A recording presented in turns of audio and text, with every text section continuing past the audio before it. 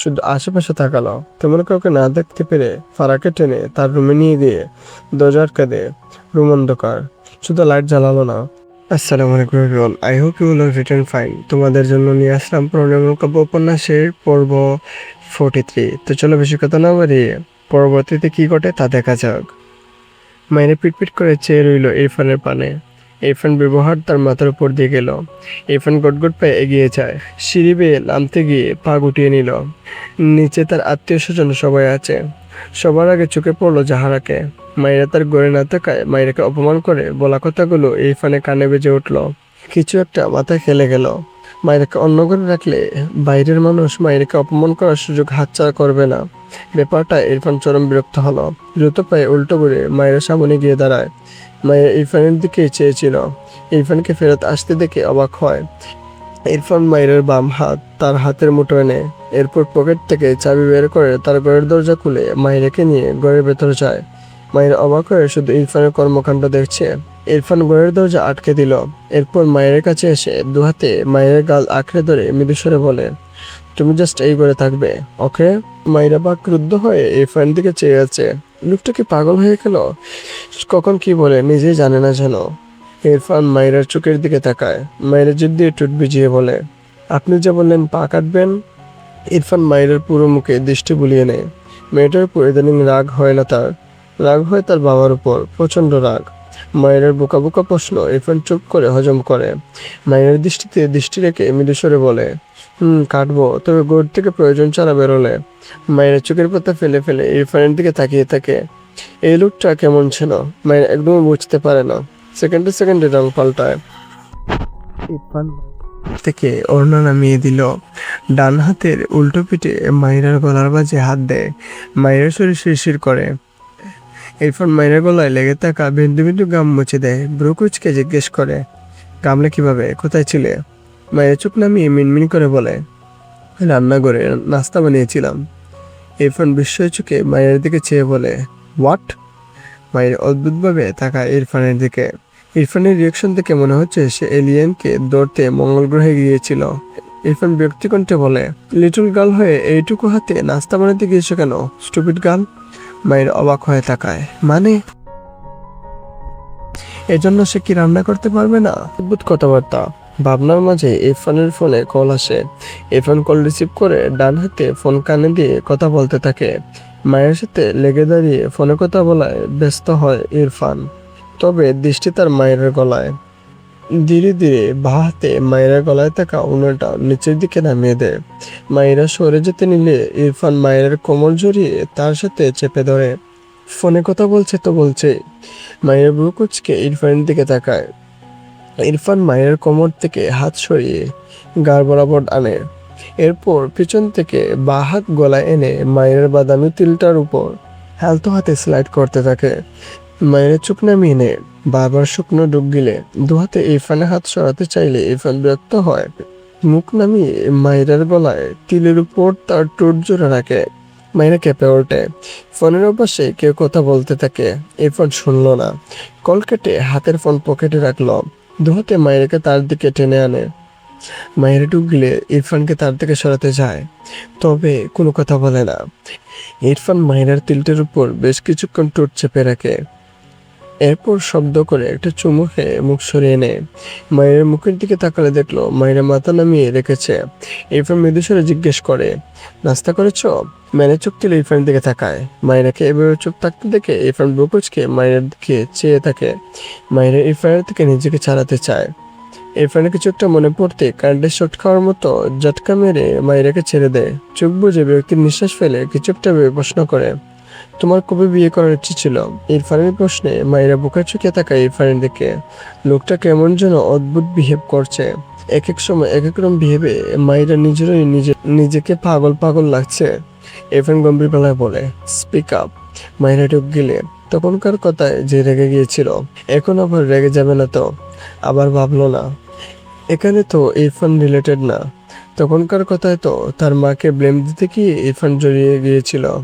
এই প্রশ্নের উত্তরে তো ইরফান জড়াবে না। তাই সরল মনে উত্তর দেয়, অনার্স সেকেন্ড ইয়ার বা থার্ড ইয়ার। আমার বান্ধবীরা আমি সবাই সব সময় এটাই চাইতাম, ওরা সবাই সেই সময়ে বিয়ে করবে। লাস্ট কথাটা মনের সুরে বলে মাইরা। ইরফান মাথা নিচু করে রাখা মায়ের পানে চেয়ে রইল। বেশ অনেক সময় নিয়ে মায়ের দিকে চেয়ে থাকে। মায়ের ইরফানকে নীরব দেখে মাথা তুলে তাকালে ইরফান তার দিকে চেয়ে আছে, তবে চোখ মুখে রাগ নেই, একদম শান্ত ঠান্ডা। ইরফান মাইরার থেকে চোখ সরিয়ে নেয়, কোনো কথাই বলল না। চাপা শ্বাস ফেলে নিঃশব্দে ঘর থেকে বেরিয়ে যায়। মাইরা অবাক হয়, সে ইরফানকে বুঝতে পারছে না, এমন অদ্ভুত বিহেভ করছে কেন। ইরফান ঘরের বাইরে বেরিয়ে দরজা চাপিয়ে দেওয়ার জন্য হাত বাড়িয়ে মাইরার দিকে তাকায় একবার, এরপর গম্ভীর গলায় বলে, বাইরে আসবে না। কতটা বলে শব্দ করে দরজা লাগিয়ে গটগট পায়ে চলে যায়। নিচে নেমে রিতাকে মায়ের ঘরে এক প্লেট খাবার নিয়ে আসতে বলে। মায়ের আগে যে ঘরে থাকতো সে ঘরে গিয়ে একবার চোখ বোলায়, এরপর ঘর থেকে বেরিয়ে রিতার উদ্দেশ্যে বলে, মায়ের এই ঘরে যা যা আছে সব যেন তার করে নিয়ে যায়। এরপর বাসা থেকে বেরিয়ে যায়। তার মা পিছু ডাকলে ছোট করে বলে, খেয়ে নিব সময় করে। নুসরাত ভার্সিটির মাঠে তার বোনের সাথে একটু কথা বলছিল। চোখ ঘুরিয়ে উপরে তাকালে ইরফানকে তাদের ক্লাসরুমের দিকে যেতে দেখে নুসরাত চোখ বড় বড় করে তাকায়। তার বোনকে ভাই ভাই বলে কোনো রকমে এক দৌড়ে দেয়। শেষ। তার আগে এসের রুমে ঢুকে গেলে তার কপাল ফাটবে। পিছন থেকে অন্তরা বিরক্তি কণ্ঠে বলে, এই আসতে যা, পড়ে যাবে। নুসরাত পিছু ফিরে বলে, ক্লাস মিস দিলে পরীক্ষায় পাবো বললা, আর এখন লেট করলে ক্লাসে যে ঢুকতেই পারবো না। জীবন শেষ আপু, তুমি যাও। অন্তরা বিরক্ত হলো, তার এই বোনটা লাফায় বেশি, তার আর এর মধ্যে আকাশ পাতাল তফাৎ। ভাবনারকে ভার্সিটি চত্বর থেকে বের হয়ে তার গন্তব্যে রওনা হয়। নুসরাত উপরে উঠে দিক বিদিক শূন্য হয়ে দৌড়াচ্ছে। হঠাৎই কেউ তার হাত টেনে ধরে। নুসরাত চেঁচিয়ে ওঠে, কোন বেয়াদব রে? সাজিদ বিরক্ত হয়ে বলে, পড়বি ভালো কথা, আমারে ফালানোর দান্দা করছিস নাকি? দেখি সর। নুসরাত অসহায় মুখ করে তার রুমের দিকে তাকালো। ইরফান তাদের থেকে কয়েক হাত দূরত্বে দাঁড়িয়ে ফোনে কথা বলছে। নুসরাত সাজিদের হাত ছাড়িয়ে নিয়ে ভদ্র হয়ে দাঁড়ায়, ফিসফিসিয়ে বলে, তাড়াতাড়ি চল, নয়তো ক্লাস মিস। সাজিদ সম্মতি দিল। দুপা এগোতে ইরফান ক্লাসরুমে প্রবেশ করে। নুসরাত সাজিদও তখনই দরজার সামনে দাঁড়ায়। ইরফান ক্লাসরুমে প্রবেশ করে দাঁড়িয়ে যায়। পিছু ফিরে নুসরাত আর সাজিদকে দেখে গম্ভীর গলায় বলে, হু আর ইউ? নুসরাত চোখ বড় বড় করে তাকায়। এই তেরা লোকের জারি খেতে খেতে তার রাত পার হয়, তাকে নাকি চেনে না। কি ভয়ঙ্কর পল্টিবাজ লোক ভাবা যায়। সাজিদ সাধারণ একজন স্টুডেন্ট। সে ভদ্রভাবে উত্তর করলো, স্যার আমি এই ক্লাসের স্টুডেন্ট। ইরফান হাত ঘড়িতে সময় দেখে বলে, রং আনসার। নুসরাত খুব ভালোই বুঝলো, এক সেকেন্ড লেট হয়েছে মানে এই স্যার এখন তাদের দিয়ে দিবে। মিনমিন করে বলে, সরি স্যার। ইরফান কিছুই বলল না, এগিয়ে গিয়ে ক্লাসরুমের সামনে গিয়ে দাঁড়ায়। নুসরাত আর সাজিদ ভাবলো নীরবতা সম্মতির লক্ষণ। ভেতরে প্রবেশ করতে এক পা বাড়ালে ইরফান কড়া কণ্ঠে দমকে দেয়, স্টপ। দুজনের পা থেমে যায়। ক্লাসের সবাই জাকি দিয়ে ওঠে হঠাৎ দমকে। ইরফান গম্ভীর গলায় বলে, you are not allowed in my class. এরপর আর কোনো কথা না বলে লেকচার দেওয়া স্টার্ট করে। টানা 1 আওয়ার ইংলিশ লেকচার দেয়। সবার চোখ মুখে ক্লান্তি। ইরফান একবার হাত ঘড়িতে টাইম দেখলো, এরপর গম্ভীর গলায় বলে, 10 মিনিটস ব্রেক। নুসরাত সাজিদ অসহায় হয়ে দাঁড়িয়ে আছে। নুসরাতের পা ব্যথা হয়ে গিয়েছে, এখান থেকে তাদের এক পা নড়তেও দেয়নি। বিড়বিড় করে সাজিদকে বলে, এই লোকের বউ টিকবে না রে। সাজিদ কিছু বলল না, মেজাজ খারাপ হয়ে আছে তার। আজ ইম্পর্টেন্ট টপিকের উপর ক্লাস করিয়েছে, আর তাদের দাঁড়িয়ে দাঁড়িয়ে গিলতে হয়েছে। ইরফান তার অফিসের স্টাফের সাথে ফোনে কথা বলে কিছু সময়। ঠিক 10 মিনিট পর আবারও লেকচার দেওয়া শুরু করে। সাজিদের কেন্দ্রে দেওয়ার মতো অবস্থা। সে ভালো স্টুডেন্ট, আজকে একটু লেট হয়েছে, তবু এই স্যারের জন্যই 1 আওয়ার আগে জানিয়েছে ক্লাস টাইম। এরকম দু একটা স্যার থাকলে জীবনে প্রেরাময় হতে আর কি লাগে। ইরফান আবারও প্রায় 15 মিনিট লেকচার দিয়ে পুরো একটা টপিক শেষ করে। এরপর গটগট পায়ে রুম থেকে বেরিয়ে যায়। ইরফান বেরিয়ে যেতে নুসরাত এক দৌড়ে রুমের ভেতরে গিয়ে একটা ফাঁকা চেয়ারে বসে পড়ে। শব্দ করে বলে ওঠে, শেষ, আমার পা গেল। সবাই অসহায় চোখে তাকায়, কিছু করার নেই। এই স্যার এমনই। সাজিদ নুসরাতের মাথায় একটা আলতো থাপ্পড় দিয়ে পাশের চেয়ারে বসে বলে, এমনিতেই মেজাজ খারাপ হয়ে আছে, এর মধ্যে মায়া মানুষের ঢং দেখে মেজাজ গরম করাবি না সেমরি, যা ফুট। নুসরাত মাথা তোলে, কটমট দৃষ্টি তাকায় সাজিদের দিকে, রেগে বলে, তোরে স্যার মনে সাজিদ দা। সাজিদ এগিয়ে এসে বলে, আগে ধর, তারপর সারার কথা কইবি। নুসরাত চোখ মুখ কুচকে অন্যদিকে তাকিয়ে বলে, তুই যা ফট কালামানিক। সাজিদ বিরক্ত হয়ে বলে, আমি কালো হয়ে বাংলাদেশের মান রাখছি, তোরা সালে সাদা হইয়া বাংলাদেশের নাম মুইছা ফেলতাছিস। সাজিদের কথা শুনে সবাই হেসে ফেলল। নুসরাত মুখ বাঁকালো। ফারা ক্লাসে তার ফ্রেন্ড জুয়ের সাথে হেসে কথা বলছিল। হঠাৎই কোথা থেকে জুয়ের খালাতো ভাই জামিল এসে সামনে একটা চেয়ারে বসে ফারা বুকুচকে বলে, এখানে বসকি কেন? আর একটু পর ক্লাস যা। জামিল গা ছাড়া ভাব নিয়ে বলে, আমি এখানে বসে ক্লাস করব, তোর বাপের কি? ফারা মুখ কুচকে জুয়ের দিকে তাকিয়ে বলে, তোর ভাইয়ের মুখ টিপ না করলে কিন্তু কপালে দুঃখ আছে বলে দিচ্ছি। তখন ওই ক্লাসে শুদ্ধ প্রবেশ করে। সবাই ঠিকঠাক হয়ে বসে। জামিল দ্রুত ফারাহের পাশের চেয়ারটায় বসে। শুদ্ধর নজর সর্বপ্রথম ফারার দিকে পড়ল। দৃষ্টি তীক্ষ্ণ। পাশে জামিলের দিকে তাকালে দেখলো হাসি হাসি মুখ করে তাকিয়ে আছে। শুদ্ধ বিরক্ত হলো। আজ কি তার মেজাজ খারাপের দিবস নাকি? ফারার দিকে আর তাকালো না, চুপচাপ লেকচার দিতে শুরু করে। টানা 15 মিনিট ইংলিশে লেকচার দেয়, এরপর থেমে যায়, চেয়ারে গিয়ে বসে পড়ে। বুকে দুহাত গুজে চোখ বুজে বিরক্তির নিঃশ্বাস ফেলে। জামিল ফারার দিকে একটু চেপে গিয়ে বলে, এটা তোর কে যেন হয়? ফারা চিরিত করে উঠল, গায়ের মধ্যে আসে কেন? মেজাজ খারাপ লাগে। পুরো ক্লাস নিস্তব্ধ। তার মাঝেই ফারা রেগে হঠাৎই বলে ফেলে, বাপ হয়েছে। ফারা যদিও এত জোরে কথা বলতে চায়নি, না চাইতেও গলা বড় হয়ে গিয়েছে। ক্লাসের সবাই ফারার দিকে তাকায়। শুধু নিজেও ব্রুকুচকে চেয়ে আছে ফারার দিকে। ফারা ভীষণ অস্বস্তিতে পড়ে যায়, আর চোখ একবার শুদ্ধর দিকে তাকায়, এরপর চোখ নামিয়ে নেয়। ডান পাশে বসা জুই ফিসফিসিয়ে বলে, তোর বাপ তো সেই ইয়াং। ফারা কটমট দৃষ্টি তাকায় জুইয়ের দিকে। জুই মুখ লুকিয়ে হাসে।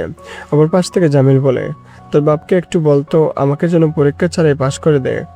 শুদ্ধ হঠাৎই বসা থেকে দাঁড়িয়ে যায়। ফারার দিকে চেয়ে দমকে বলে, শাট আপ। সবাই কেঁপে ওঠে। ফারা চুপ বন্ধ করে। শুদ্ধ গটগট পায়ে এগিয়ে এসে ফারার বরাবর দাঁড়িয়ে জামিলকে দাঁড় করায়। এরপর জামিলের দিকে চেয়ে গম্ভীর গলায় বলে, বাকি টপিক তুমি ফিনিশ করো গো। জামিল চোখ বড় বড় করে তাকায়, আমতামতা করে বলে, স্যার আমি তো স্টুডেন্ট, আমি কিভাবে? এজন্যই টিচারের কথা শুনতে হবে গ। জামিল অসম্মতি প্রকাশ করলে শুদ্ধ রেখে বলে, ওকে গেট আউট। জামিল অসহায় মুখ করে তাকায়, কি আর করার। চুপচাপ ক্লাসরুম থেকে বেরিয়ে গেল। শুদ্ধ ফারার দিকে চেয়ে বলে, কথা বলো পাবলিকদের জন্য, ক্লাসরুম নয়। ফারা ঢুক গেলে ঠিক বুঝলো তার দিকে চেয়েই কথাটা বলেছে। শুদ্ধ সামনে গিয়ে আরো 10 মিনিট লেকচার দেয়। এরপর শহরের দৃশ্য বলে, এই টপিকের বাকি অংশ নেক্সট ডে। বাইরে দাঁড় করানো ছেলেটি পড়াবে। জামিল বাইরে দাঁড়িয়ে চরম হতাশার নিঃশ্বাস ফেলল। তার জীবন শেষ। শুদ্ধ ফারার দিকে তাকায়। ফারা শুদ্ধর দিকে তাকিয়েছিল। শুদ্ধ চোখ সরিয়ে নিয়ে গটগট পায়ে রুম থেকে বেরিয়ে যায়। ফারা বুক কুঁচকে নিল। শুদ্ধকে তার কাছে ঠিক লাগেনি। শুদ্ধ বেরিয়ে যাওয়ার সাথে সাথে ফারা তার ব্যাগ নিয়ে এক প্রকার দৌড়ে রুম থেকে বেরিয়ে যায়। শুদ্ধ গটগট পায়ে তার রুমের দরজা ঠেলে ভেতর প্রবেশ করতে চায়, তখন ও পিছন থেকে ফারা ডাকে, শুদ্ধ ভাই। শুদ্ধ পিছু ফিরে তাকায়, চোখ দুটো লাল। ফারা শুদ্ধকে কাছ থেকে দেখে আরো অবাক হলো। জিভ দিয়ে টুট ভিজিয়ে বলে, তোমার কি হয়েছে? শুদ্ধ আশেপাশে তাকালো। তেমন কাউকে না দেখতে পেরে ফারাকে টেনে তার রুমে নিয়ে গিয়ে দরজা আটকে দেয়। রুম অন্ধকার। শুধু লাইট জ্বালালো না। ফারা অন্ধকারেই অবাক হয়ে কিছু বলতে চায়, তার আগে শুধু ফারাকে শক্ত করে জড়িয়ে ধরে। ফারাকে পেয়ে ওঠে, হাত থেকে বেগ পড়ে যায়। ফারা থেমে থেমে বলে, শুদ্ধ ভাই। তো শুদ্ধ হাতের বাঁধন আরো খানিকটা শক্ত করলো, কিন্তু কোনো কথা বললো না। ফারা ডুব গেলে শুদ্ধর পিঠে কাপা হাত রাখে। আবারও বলে, শুদ্ধ ভাই ছাড়ো। শুধু ছাড়ো না। বেশ কিছুক্ষণ পর মৃদুস্বরে বলে, আমার ফারা পাখি তুমি। কথাটা বলে আবারও বেশ কিছুক্ষণ চুপ থাকে। এরপর ফারাকে ছেড়ে ফারার বাম গালের সাথে তার বাম গাল লাগিয়ে শীতল কণ্ঠে বলে, তুমি আমার। আমি কিন্তু আর কাউকে বিয়ে করব না, বুঝেছ? আমার বউ তুমি হবে, আমার ফারা পাখি। ফারার শরীর শিরশির করে। শুধু ফারার গালে ঠোঁট দাবায়। ফারা জাকি দিয়ে ওঠে। এই প্রথম শুদ্ধ অভাবনীয় কাজ করলো। শুদ্ধ ফারার দুগালে ছুটে ছুটে দুটো চুমু খায়। এরপর ফারার কপালের সাথে কপাল থেকে চোখ বুজে বলে, আম সরি ফারা পাখি, যা যা করেছি সবকিছুর জন্য। তোমার স্বামীর হক নষ্ট করছি, বাট স্বামী তো আমিই হব, তাই নিজের হক নিজে নষ্ট করলে প্রবলেম নেই। তুমি কিছু মনে করো না। ফারা পাখি চলো আমরা বিয়ে করে নিই এক্ষুনি। ফারা ডুব গেলে শুদ্ধকে কেমন অস্বাভাবিক ঠেকলো। দোয়াতে শুদ্ধকে ঠেলে সরাতে চাইল। শুদ্ধ হঠাৎ রেগে বলে, ফারা ডিস্টার্ব করো না। আমি ঠিক নেই, কোথায় নিজে থেকে জড়িয়ে ধরবে তা না করে সরিয়ে দিচ্ছ। এমনিতেও বাড়িতে আমার হবু অপেক্ষা করছে, বেশি টাইম নিব না। ফারা রেগে চায়, এরূপ জীবনেও শুধরাবে না। ধাক্কা দিয়ে বলে, তোমরা এক বাড়িতে ছিলে, আমি তবুও তোমার সাথে কথা বলতে এসেছি, তুমি উল্টে আমাকে ফালতু কথা শোনাচ্ছ। শুধু একটু হাসলো, দু হাতের আজলায় ফারার মুখটা নিয়ে অসহায় কণ্ঠে বলে, ফারা পাখি, তুমি কোনো ছেলের পাশে বসবে না, বুঝেছ? ফারা অবাক হয়ে তাকায় শুদ্ধর দিকে। যদিও অন্ধকারে স্পষ্ট দেখতে পেল না, তবে ঝাপসা দেখতে পায়। শুদ্ধ এসব নতুন নতুন রূপ মেয়েটাকে যেন অদ্ভুত অনুভূতির সাথে পরিচিত করালো। ছোট করে বলে, আমি তো বসি না। শুধু মানল না, আবারও ফারাকে শক্ত করে জড়িয়ে ধরে মৃদুস্বরে বলে, বসেছ তো, আমি রাখতে পারছি না, নয়তো তুমি মার খেতে আমার হাতে এখন। ফারা ঢুক গিলে বলে, তোমার আম্মু ওই মেয়েটাকে এখনো তোমার বউ পাবে? শুদ্ধ হেসে ফেললো। ফারা কানের কাছে মুখ নিয়ে বলে, আমিও ভাবি, একটু আগেই তো বললাম হবু বউ, তুমি কি বাংলা কম বুঝো? ফারা মুছামুছি করে রেগে বলে, ছাড়ো আমায়। শুধু ছেড়ে দিল, দূরে সরে রুমের লাইট জ্বালিয়ে দিল, দরজার লক খুলে রাখলো। এরপর তার চেয়ারে গিয়ে বসে পড়ে ফারার দিকে তাকিয়ে বলে, তোমার কয়টা ক্লাস আছে? ফারা শুদ্ধর কথার উত্তর না করে উল্টে প্রশ্ন করে, শুদ্ধ ভাই, তুমি কি তোমার মায়ের পছন্দ করা মেয়েকে বিয়ে করবে? তোমার মা কষ্ট পাবে বলে? শুধু অদ্ভুতভাবে তাকায় ফারার দিকে। বসা থেকে দাঁড়িয়ে কিছুটা এগিয়ে এসে অবাক হওয়ার বান করে বলে, তুমি কি করে বুঝলে? তুমি তো জিনিয়াস ফারা। ফারা রেগে বলে, তুমি কি জীবনে সিরিয়াস হবে না? আমার কিন্তু রাগ লাগছে। শুদ্ধ সিরিয়াস কণ্ঠে বলল, আসলে আমি মাকে কষ্ট দিতে চাই না পারা, একটুও কষ্ট দিতে চাই না। তাকে ভীষণ ভালোবাসি আমি, বুঝলে? একটু আগে আবেগের বশে ভুলভাল বলে ফেলেছি। ডোন্ট মাইন্ড, তুমি এখন যাও এখান থেকে। ফার অবাক হয়ে থাকা শুদ্ধর দিকে, শুদ্ধ ব্রুকুচকে চেয়ে আছে ফারার দিকে। ফারার চোখ জোড়া বেজে উঠল, কিছু কথা মিথ্যে জেনেও কান্না পায়। ফারার তেমনি হলো, কিন্তু শুদ্ধকে ভীষণ সিরিয়াস লাগলো। মিথ্যে জেনেও তো চোখ বিচ্ছে, তাহলে সত্যিই শুদ্ধ ওই মেয়েটাকে বিয়ে করে নিলে তার কি হবে? ফারা নাক টেনে বলে, তুমি সত্যি বলছো? শুদ্ধ মৃদুস্বরে বলে, একদম। ফারা মাথা নিচু করে নেয়, কান্নামাখা গলায় বলে, তুমি আসলেই খারাপ লোক, স্বার্থপর লোক, আমার কথা একবারও ভাবছো না। শুদ্ধ ঝড়ের গতিতে ফারার কাছে এগিয়ে আসে, হিজাবের উপর দিয়ে ফারার মাথার পিছনে চুলের গোছা শক্ত করে ধরে, ডান হাতে ফারার গাল চেপে মুখ উঁচু করে। ফারা চুলের গালে ভীষণ ব্যথা পায়, হৃদয় আর্তনাদ করে ওঠে। আহ শুদ্ধ ভাই, ছাড়ো, লাগছে আমার। শুদ্ধ আরো শক্ত করে ধরলো ফারার গাল, দাঁতে দাঁত চেপে বলে, একদিন বলেছি না, মাকে ভালোবাসি, কিন্তু বউকে বাদ দিয়ে না। মাকে কষ্ট দিতে চাই না, কিন্তু এর মানে এই না যে বউকে চুরে ফেলে মায়ের ভালোবাসার প্রুফ দিব। বলেছিলাম না তোকে? তবুও জ্বালাবি কেন আমারে? দুই ভাই বোন কি পেয়েছিস আমায়? আমি সস্তা? তোর জন্য এত বছর অপেক্ষা করে আরেকজনকে বিয়ে করব? এই, আমারে তোর কাপুরুষ লাগে? কাপুরুষ হলে তো আগে তোরে তুলে নিয়ে বিয়ে করতাম। তোর মতো আমার দাম দিয়ে বেশি, এজন্য আমার দাম নাই। তোর ভাই আমারে নিয়ে আফসোস করে, তুই আমারে স্বার্থপর বলিস। তোর ভাইয়ের জন্মের আফসোস আগে মেটাবো, এরপর তোকে স্বার্থপর সজ্ঞা বুঝাবো আমি। ওয়েট। একটু থেমে আগের চেয়েও শক্ত কণ্ঠে বলে, ব্রেনলেসের জাত দুটো। কথাগুলো বলে ফারাকে ধাক্কা দেয়। ফারা পড়তে পড়তে বেঁচে যায়। অবাক হয়ে শুদ্ধর দিকে তাকায়, চুপ থেকে টুকটুক করে পানি গড়িয়ে পড়ে। এর আগে কখনো শুদ্ধর এইরূপ দেখেনি। শুধু তার মাথার চুল টেনে রাগে টেবিলে একটা লাথি মেরে রেগে বলে, বেরো এখান থেকে, এক্ষুনি বেরোবি। ফারা কেঁপে ওঠে, তখনই দরজা ঠেলে কেউ একজন ভেতরে প্রবেশ করে। শুধু তাকায় দরজার দিকে, তার এক সহকর্মী দেখে বিরক্তি নিঃশ্বাস ফেলে। ফারা মাথা নিচু করে নেয়, ডান হাতে বেজে চোখ মুখ মুছে নেয়। দ্রুত পায়ে ঘর থেকে বেরিয়ে যাওয়ার আগে তার সেই স্যারকে ভারী গলায় ছোট করে একটা সালাম দিয়ে পাশ কাটিয়ে চলে যায়। ভদ্রলোক খুব স্বাভাবিকভাবেই ব্যাপারটা নিয়েছে, কিছু বুঝেনি। গলা ঝেড়ে বলে, কি অবস্থা শুদ্ধ? অনেকদিন পর দেখা করতে এলাম। শুধু তার চেয়ারে বসে শরীর এলিয়ে দে, একটু চুপ থেকে বলে, ভালো। কথাটা বলে চুপ বুঝে নেয়। ঘড়িতে একবার সময় দেখলো শুদ্ধ, বিকাল 3:30। সকালে ক্লাস নিয়ে পরপর আজকের আরো দুটো ক্লাস ক্যান্সেল করে অফিস রুমে চুপ করে বসে থেকেছে। দীর্ঘশ্বাস ফেলে অফিস রুম থেকে বের হয়। গন্তব্য বাড়ি। ভার্সিটির চত্বরে দাঁড় করিয়ে রাখা গাড়ির দিকে এগিয়ে গেলে পিছন থেকে ফাইজ ডাকে। শুদ্ধর পা থেমে যায়। ফাইজ দ্রুত পায়ে শুদ্ধর দিকে এগিয়ে আসে। শুদ্ধ পায়ের গতি বাড়ালো। তার আগে ফাইজ শুদ্ধর হাত টেনে ধরে। শুদ্ধর পা আবারও থেমে যায়। ফাইজ অসহায় কণ্ঠে বলে, বাই। শুদ্ধ ফাইজের দিকে তাকালো, মুখাবয়বে হাসির চোটে ফোটা নেই। কিছুটা দূরে ফারাকে দাঁড়িয়ে থাকতে দেখলো। চোখ ঘুরিয়ে ফাইজের দিকে চেয়ে হঠাৎই ফাইজের বুক বরাবর গায়ের জুড়ে একটা ধাক্কা দিয়ে রাগান্বিত স্বরে বলে, ভুলেও আমার আশেপাশে ঘেসবি না। ইচ্ছে করে তো দূর, ভুল করেও ঘেসবি না। কথাটা বলে তার গাড়িতে উঠে পড়ে। ফাইজ কিছু বলার সুযোগই পেল না। কিছুটা দূরে দাঁড়ানো ফারা ভীষণ অবাক হলো। সে তো শুদ্ধকে চিনতে পারছে না। কি হয়েছে তার ভাইয়ের সাথে? শুদ্ধ গাড়ি চালিয়ে একদম ফারার সোজা নিয়ে যায়। ফারা ব্রুকুচকে চেয়েছে, ধাক্কা লাগবে লাগবে ভাব, তখনও শুদ্ধ ব্রেক ঘুরিয়ে ভার্সিটির গেট থেকে বেরিয়ে যায়। সামনে আয়নার একবার ফারার মুখটা দেখে মৃদু হাসলো, বিড়বিড় করে, ফারা পাখি কত জ্বালাও আমায়, নির্দয় মেয়ে। ঘড়ির কাঁটা টিকটিক করে জানান দে বিকাল 4টা। ইরফান ভার্সিটি শেষে অফিস করে ফিরেছে মাত্র। মাইরাকে ঘরে দেখলো না, বিরক্ত হলো বোধহয়। ওয়াশরুমে গিয়ে শাওয়ার নেয়, এরপর একটা গ্যাবার্ডিন প্যান্ট পরে নেয়। ব্যালকনি থেকে টক টক আওয়াজ পেয়ে সেদিকে যায়। ঘর থেকে ব্যালকনিতে পা রাখলে চোখে মুখে বিস্ময় ভর করে। মাইরা মেঝেতে গুল হয়ে বসেছে, চারপাশে অনেকগুলো টব রাখা, সবগুলোতে একটা একটা করে ফুলের গাছ লাগানো।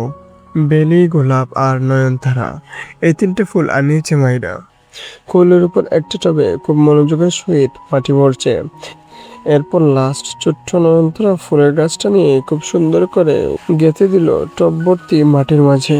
সব কাজ শেষ করে মেয়েটা বিশ্ব জয় করার এক হাসি দেয়। দ্রুত বসা থেকে উঠে ব্যালকনি থেকে রুমে আসার জন্য এগোতে নিলে ইরফানকে দিকে দাঁড়িয়ে যায়। চোখ বড় বড় হয়ে যায়, গাড় বাঁকিয়ে বেলকনির মেঝেতে তাকালো। সে ভেবেছিল এই লোকটা আসার আগে সব পরিষ্কার করবে, কিন্তু তা তো পারলো না। এখন তাকে কি করবে লোকটা? বয়ে বয়ে ইরফানের দিকে তাকিয়ে বলে, আমি এক্ষুনি সব পরিষ্কার করে দিচ্ছি, আমাকে 5 মিনিট টাইম দিন প্লিজ। ইরফান মায়ের দিকে তাকিয়ে আছে। মায়ের কপালে গালে অসংখ্য জায়গায় মাটি লেগে। ইরফান ডান হাত উঠিয়ে মায়ের কপালে লেগে থাকা মাটি ঝেড়ে দিতে দিতে গম্ভীর গলায় বলে, বাড়িতে আরো অনেকে আছে, তারা করবে। মায়েরা মন খারাপ করে বলে, পিতা তো ঘুমিয়েছে। ইরফান গম্ভীর গলায় বলে, আরো 2জন আছে। মায়ের অবাক হয়ে বলে, আপনি কিভাবে জানলেন? ইরফান কিছু বলল না। মায়েরা উদ্বিগ্ন কণ্ঠে বলে, আপনি যাওয়ার পর এই বাড়িতে 2টো মহিলা আসে, তাদের নাকি কেউ পাঠিয়েছে। তারা এই বাড়িতে কাজ করবে, কারণ এই বাড়িতে কেউ তাদের পাঠিয়েছে। কিন্তু আপনার বাবা মা কেউই জানে না এই ব্যাপারে। কেমন ভুতুরে ব্যাপার। এরপর শান্ত চোখে মায়ের কথাগুলো শুনলো। ঠোঁট বাঁকায় সামান্য, বিড়বিড় করে, স্টুপিড গার্ল। এরপর জিজ্ঞেস করে, এসব কোথায় পেয়েছ? মায়েরা উৎফুল্লতার সাথে উত্তর দেয়, আপনার বাবা এনে দিয়েছে। একটু তুমি আবদারের সুরে বলে, এগুলো কি এখানে রাখতে পারবো? এরপর মায়ের দিকে তাকিয়ে থাকে কিছুক্ষণ, এরপর প্যান্টের পকেটে হাত গুজে ঘরের ভেতর যেতে যেতে ছোট করে বলে, পারবে। তো এই ছিল প্রণয়ন কাব্য উপন্যাসের পর্ব 43। যদি পর্বটি ভালো লাগে তাহলে ভিডিওতে একটা লাইক এবং চ্যানেলটিকে সাবস্ক্রাইব করতে পারো। পরবর্তী পর্বটি শীঘ্রই নিয়ে আসছি। সে পর্যন্ত ভালো থেকো, সুস্থ থেকো, টেক কেয়ার, আল্লাহ হাফিজ।